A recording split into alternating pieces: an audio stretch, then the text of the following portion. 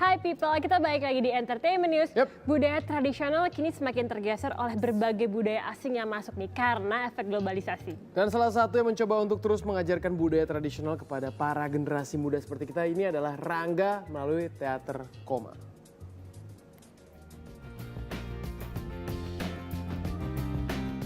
Memperkenalkan kembali budaya dan sastra pada generasi muda agaknya memang sulit dilakukan saat ini. Pasalnya, hantaman globalisasi, modernisasi, juga disertai westernisasi, membuat banyak generasi muda Nusantara berlomba mencari sensasi dengan gaya luar negeri tanpa mempertanyakan esensi. Tapi, syukurlah masih ada para pejuang sastra dan budaya seperti Rangga yang tergabung dalam teater koma. Kemarin, di Museum Nasional, Rangga memperlihatkan talentanya dalam berkesenian dengan mengambil latar sejarah Bali. Halo, nama saya Rangga Ariantiarno.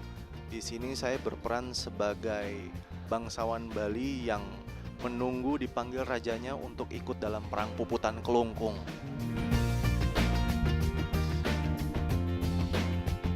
Kesulitannya tentu saja masuk ke mood di masa itu. Terus saya berusaha membayangkan apa saja yang terjadi karena saya tidak hidup pada zaman itu. Terus ada sebuah dendang Bali yang harus saya dendangkan sebelum mulai bermain, sebelum mulai berdialog. Ya itu kira-kira lebih banyak. Kalau gerakan fisik sebetulnya tidak terlalu banyak karena ruang permainannya cuman itu aja. Prosesnya sebetulnya rada kilat, tapi tiap hari kayaknya saya tidur memikirkan itu, memimpikan itu kayaknya.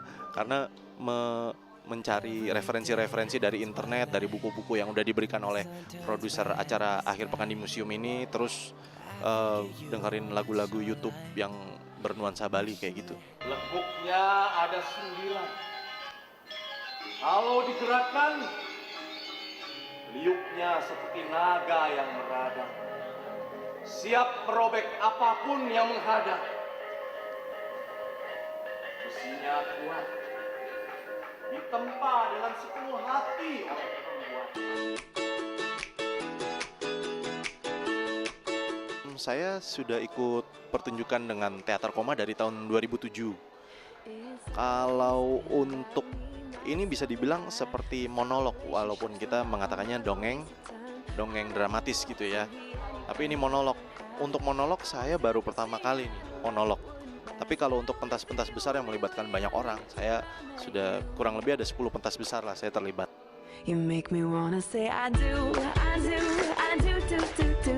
Perbedaannya mungkin tingkat kedekatannya dengan penonton.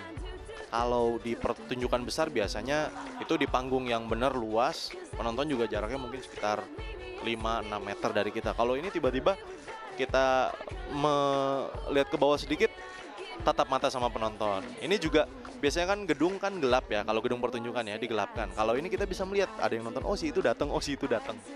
Kadang-kadang itu bisa menjadi gangguan tapi bisa juga jadi pemberi semangat juga gitu. Kalau program ini bisa berjalan lagi tahun depan ya tentu saja ya tetap harus melihat-lihat benda apa lagi yang kira-kira bisa kita angkat yang menarik buat orang-orang untuk ditonton.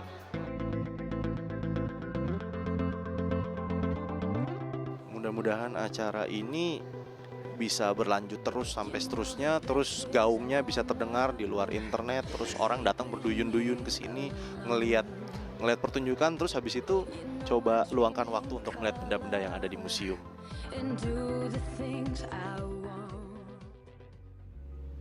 Modernisasi, globalisasi, westernisasi itu emang sekarang penting banget. Tanpa itu juga kita sebenarnya nggak bisa berkembang. Tapi Iya. plus minusnya mungkin Obri tahu sedikit.